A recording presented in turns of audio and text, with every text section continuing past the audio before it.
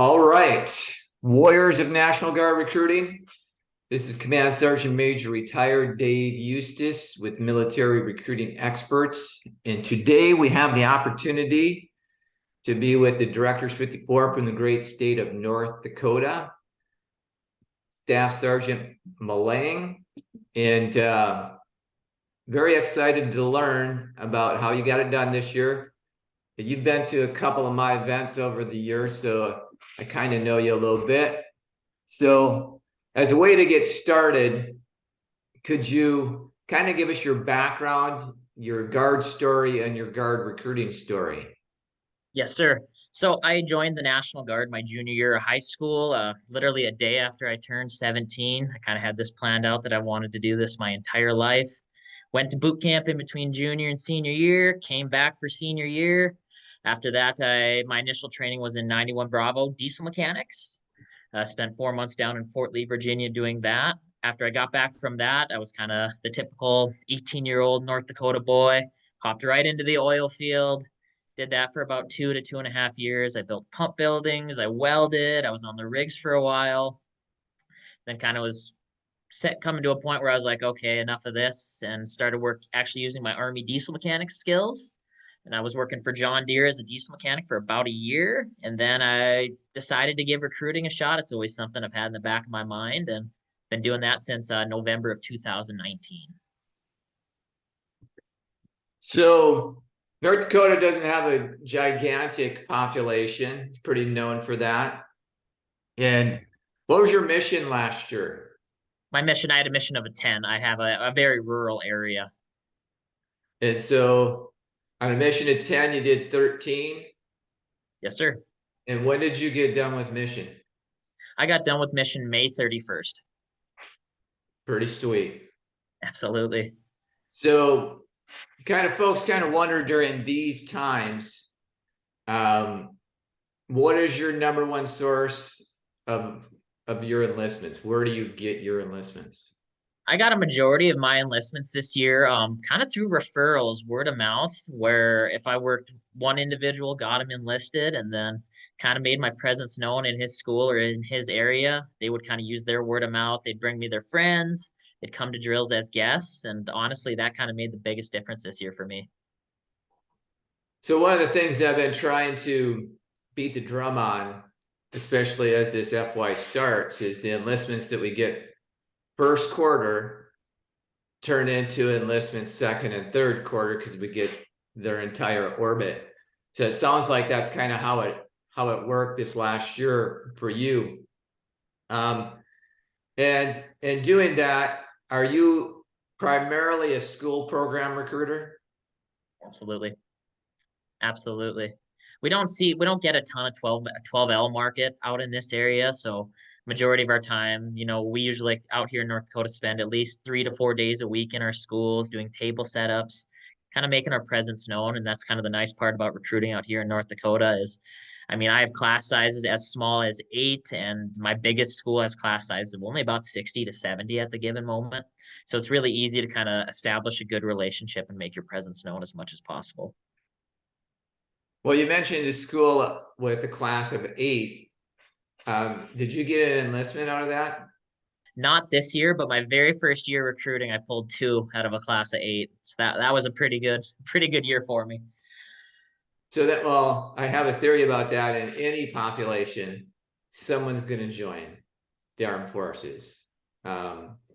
We had this small town in southern Minnesota that would maybe the graduating class would range from 8 to 12, and there'd be a couple of enlistments every year. So if we didn't get their first quarter, the Marine Corps was going to get those 2 enlistments. So for you during these times, how has Genesis had an impact on how you do business? So honestly, with my rural area, the majority of the area I recruit, this last FY, I have a Native American reservation, and then on top of that, I covered down on a second area since we lost a recruiter, probably January timeframe. And honestly, Genesis, in my opinion, it kind of just made recruiters have to, how do I word this, do their job right, I guess. And when it's not like we can have somebody hop in the car and be like, hey, okay, this is what we're telling MEPS and this is what we're doing. With Genesis, we got to be upfront, honest, and as everybody's seeing, we're seeing a lot more waivers, a lot more going and getting records, that kind of stuff. But honestly, last FY, Genesis only stopped one person for me from enlisting. That's good. I And was kind of shocked. But well, I would imagine too, when you need medical records on someone in the past, that would be back end after you've already taken them to MEPS once. mhm, And it's a lot to track down with absolutely. that kind of road distance. So if you have a little bit of heads up before you've made that trip, you've kind of done a little bit better. Well, and what we're finding out here is even though, we have Genesis, it's supposed to help us not have to track down as many records. A lot of the times these applicants don't have their HIE sharing on or anything like that. So Genesis will pull at MEPS and the doc will see the absolute bare minimum. So what we're doing out here in North Dakota as kind of a common practice is the very first step we do is we have them sign that release of information. And we go back and we try to check their medical history for at least anywhere from 7 to 10 years, just in case. So after we do paperwork, we send up that Genesis. And if MEPS is like, hey, I want records on this injury, we got them on our computer, we consent, and it's turn and burn. Good deal. So how far away from MEPS are you? So my station is 4.5 hours. And then the area I was covering down on was about 6.5. So when you're gonna go to MEPS with someone, you got to be really sure that this is going to work out and they really want to do it. Absolutely. So what is your approach to that? Is it because you really want to know, you don't want to drive 6 hours to not get an enlistment? Absolutely. So kind of the big thing is I want to, when I sit down with an applicant, I want to develop a good relationship. I want to get to know them. And I kind of want a good heads up right off the get-go. Hey, is this guy gonna ghost me? Is he gonna actually turn and burn? But we're very big up here on North Dakota on we do a lot of Q&Eing actually. And we're finding for us that if somebody goes down in Q&Es and the recruiter takes them themselves, we actually find, if I got 6.5 hours one way and 6.5 hours back with an individual, even if it's just a Q&E, if I can't get them sold on the guard in 13-hour round trip, it almost would have been a lost cause from the get-go. But developing that rapport and that relationship right off the get-go, so we kind of know what's going on, usually works out for us. Only had one individual this year get all the way down to MEPS and refuse to physical, so we usually have pretty decent luck avoiding stuff like that up here. Well, you've been at this for a little while. Do you plan on continuing to do it? I'm not sure yet. I've only been active duty for about 3 years, so I've still got about 17 years active duty left. I love the job. I love the people I've met. My favorite part about this is seeing people come in at 17, 18, not have anything going for them. And then they come back from like plumber school or electrician school, and I get that text, hey, Sergeant Millang, I just got a job offer making 24 bucks an hour. And they're just the happiest ever. So, I mean, as long as that happiness continues to come and the opportunities are still there, I don't see an issue staying at all. But at the same time, I'd also like to broaden my horizons. We have a regional training institute up in Devil's Lake that I'd love to take a crack at instructing. I'm just kind of open to a little bit of everything because I'm not the type of person that can sit in the same job for 20 years, if you know what I mean. Well, you guys have a lot of engineers up there, right? So I do think that's something that gets overlooked quite a bit because you mentioned about getting a high paying job just based on the military education. I think probably in most places in the country, that's not being sold. You mentioned your diesel mechanic and your engineer individual. Is that a big part of what you're talking to young people about is, hey, here's some real skills that we can offer? Absolutely, especially here in North Dakota. North Dakota has one of the lowest unemployment rates in the nation. We kind of like to keep it that way, but at the same time, it's not like we're recruiting in 2001 or 2002 where we have a bunch of people that are lining up at our doors because they want to serve their country. we're kind of finding we're not having as many patriots, or at least out in our area. It's more of, hey, how can we benefit you? So, I mean, and honestly, in my area with the Native American reservation, selling college benefits it doesn't work because, they have a college on the tribe there where they get to go for free. So we're finding selling these job skills, plumber, electrician, diesel mechanics, stuff to get them out and travel and see more of the world and set them up for a high paying job that isn't just in their small rural town, is working a lot better for us. Well, that's a very interesting point because of it is our number one benefit, but you really have to know your area to know what the audience is looking for. So I think that is a good point, because mostly probably when you go to recruiting school too, it's talking about that feature benefit that in a lot of places is a really big deal, but in your area it's not. So it's really important to know that demographic, know what they're looking for. Well, obviously, this last year was a very successful year for you, but it wasn't as successful for most states and a whole lot of recruiters. You've been around for a few years. Why do you think that is? Why do you think last year was so difficult for everybody? And speaking with a lot of other recruiters in our state, like our more metropolitan area recruiters, the ones that are, have maybe one, two high schools, they're finding that Genesis actually took a huge crack at those bigger areas.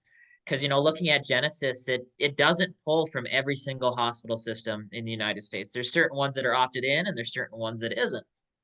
And speaking with a lot of them, it seems like Genesis is huge on them. um, for me, what I found, because this recruiting year was the worst year and the absolute best year of my life.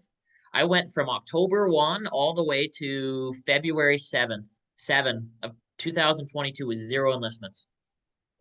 I rolled a donut, and kind of what sparked me and got me back in the right groove, going in the right direction. I don't know if you've met our OIC, Richard Blumler. Imagine you've met him at some point. Well, I was driving out to this rural area I was covering down on, and I needed him to hot seat one of my individuals that was going to MEPS the next day. And it was a 5 minute conversation, turned into about a 2.5 hour conversation. And it was going back and forth because I was still struggling at the time and trying to figure out what I can do different. And what kind of sparked him was saying is, well, what's your work ethic look like? What are you doing to, get that enlistment? Are you prospecting enough? So for me, my biggest thing that helped me this year was my changing my work ethic. It was, going out to these rural areas. I very much utilized DTS a lot more. I guess in the end, fixing my work ethic is what made me successful this year. Well, it's very difficult for people to admit that. So you basically wrote all your contracts between February and May. So I made mission May 31st, and then the first 3 weeks of June, I dropped three more enlistments. And then after that point, I kind of focused on helping some teammates make mission. So you wrote a 10 in 3 months. Yes. Okay. And so one of the things I like to harp on is we get a lot luckier when we do more prospecting. And so you mentioned it, is that was a shortcoming. And so what were some of the things that were convincing you before you made that change that you were doing enough?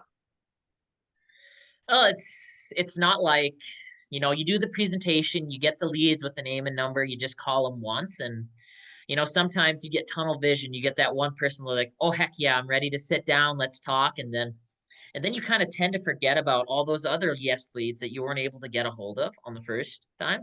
So kind of what I started doing is I'm finding actually more people are responding to text. And that's something I didn't do as much in the past, was send out a text.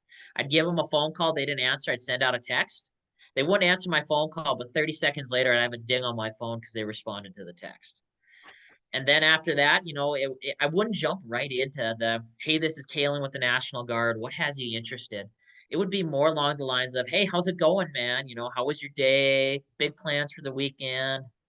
watch any sports games, something to kind of come up. So I guess it's a way for us National Guard recruiters to kind of differentiate ourselves from the other branches and stuff is that, you know, I recruit the high school I graduated from. You know, we want to be people. We want to come up and like, hey, I'm Kalen with the National Guard. This is what we do. No, we're people too at the same time. And along the lines of that is applicants see that we're people. We have genuine interest. We like to hunt, fish, lift weights, whatever. And you to kind of develop that connection and just kind of helps you out a ton there. But a lot back to the lines of prospecting and stuff, the text actually made the biggest difference for me. And then along the lines of that, what I tried this year is if I got a yes lead I couldn't get a hold of, I would email the counselor seeing if there was a time I could come in and talk to the student without the student's prior knowledge. And that actually gave me 4 enlistments this past year. Just because sometimes they say, hey, you know, I haven't had time, I'm busy, that kind of stuff. But if you get them at school, they can't ghost you, they won't disappear. And it actually got me 4 contracts this year. Well, I do think it is somewhat challenging to put that scrutiny to yourself. So did you look at like how much real prospecting was happening after you had that conversation? And how did that go? So, you know, looking back at it, you know, that was my biggest drawback was my prospecting. I was trying to call the leads once, and then if I didn't hear back from them, I was like, ah, they're not interested anymore. Well, it turns out they just either A, disregarded the phone call or moved on. You know, I'd call them after the presentation, and then I was failing in the aspect of calling them again. And what I found is, you know, call them once and they don't answer, give it a couple of days, let them think, and then try again. A lot of times on that second or third attempt, it worked. Like in this October, it's Halloween. So one of our recruiters, a past Directors 54 winner, Andrew Tanada, kind of told us something. I know, imagine you know who Mr. Tanada is.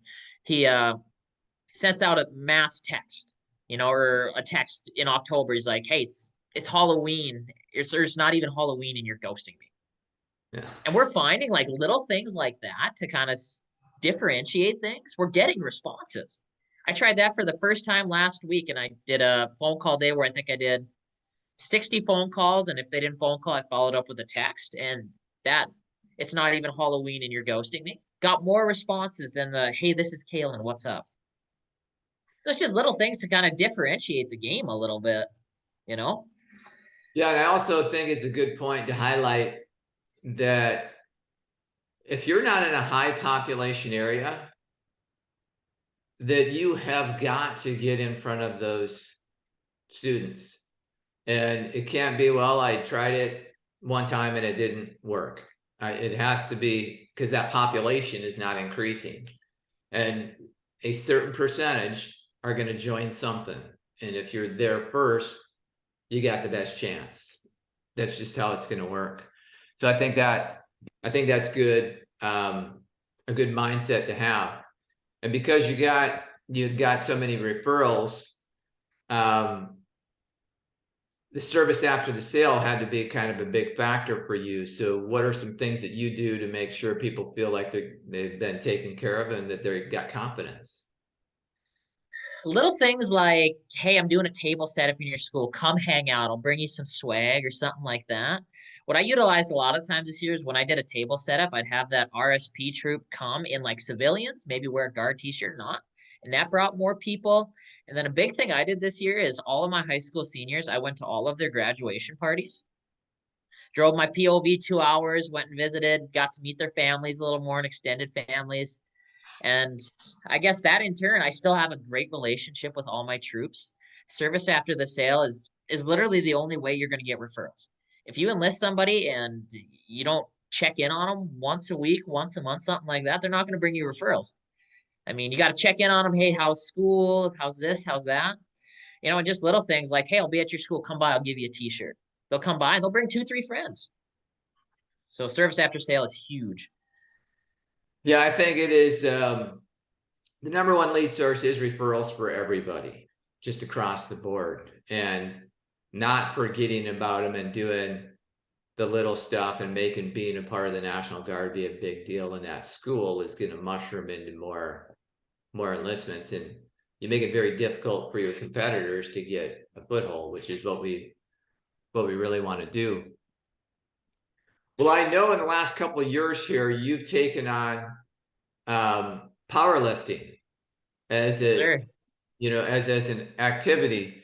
And I'm curious, one, how that's been going, but two, how that has helped in recruiting, not only in developing some leads, but just your overall thought process and well-being as being a recruiter.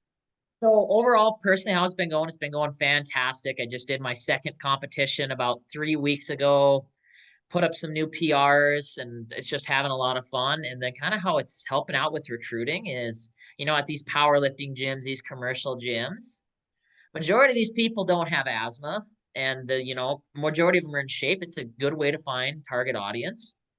And at the same time, if you see some 17, 18-year-old kid wearing like an army shirt or a Marine shirt, you walk up and you're like, oh, hey, you're in the service, you join, you going to basic? Like, no, I just got the t-shirt, but I'm kind of talking with this guy. I'm like, oh, well, I'm actually a National Guard recruiter. I mean, I would love for you to come sit down and we could kind of explore the differences just so you're making the right decision that's best for you. And that's got me a few appointments as well.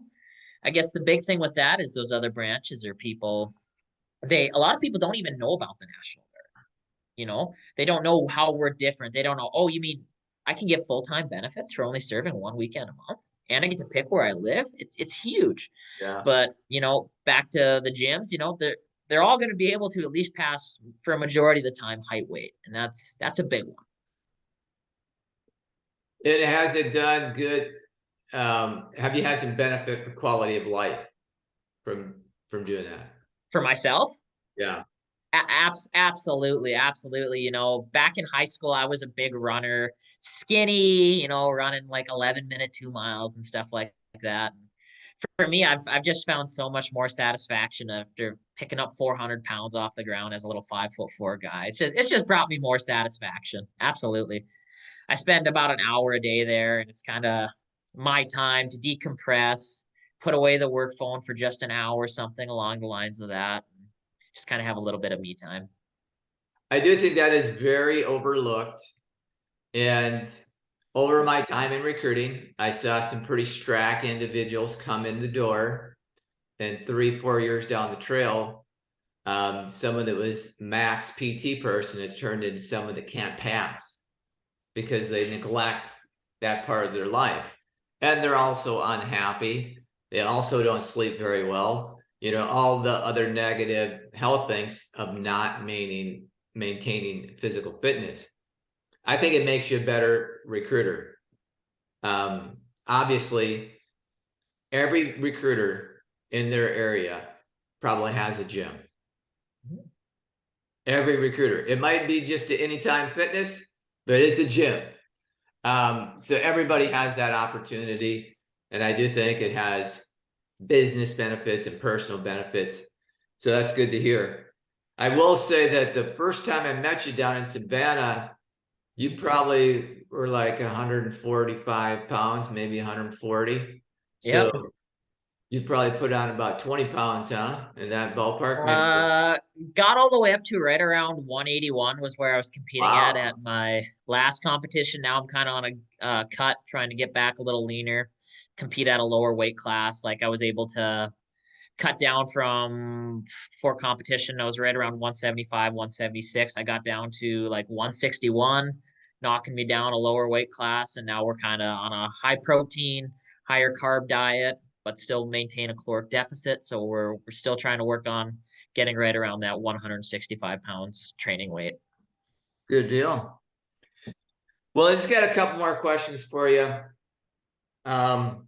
First of all, you've been the Directors 54 this year, and your sidekick that you mentioned had won it a couple of years in a row. So are you going to be repeating this year? I'm going to do everything in my power to do the absolute best I can.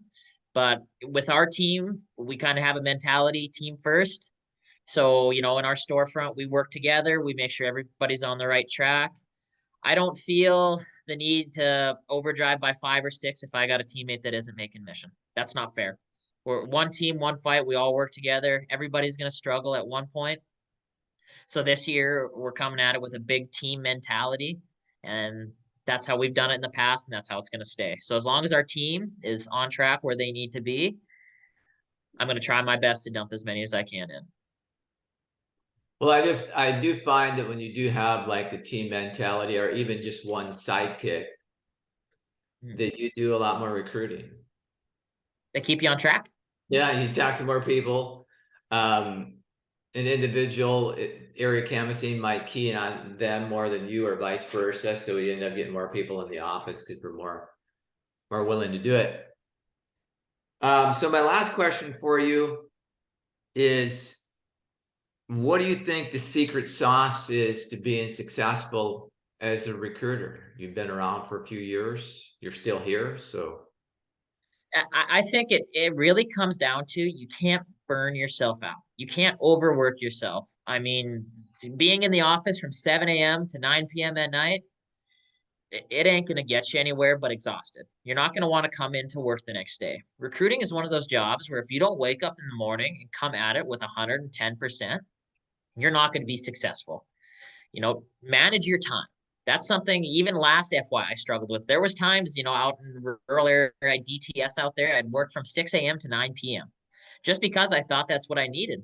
In turn, it worked, but manage your time. You don't need to be working 70 hours a week to be successful in this business.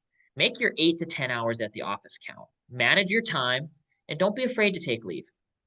If you spend a week or two struggling, take a couple days off, or let me rephrase, a few months struggling, take a 4-day weekend, recharge, come back that Monday ready to rock, ready to roll. And then another huge thing, spend time with your family.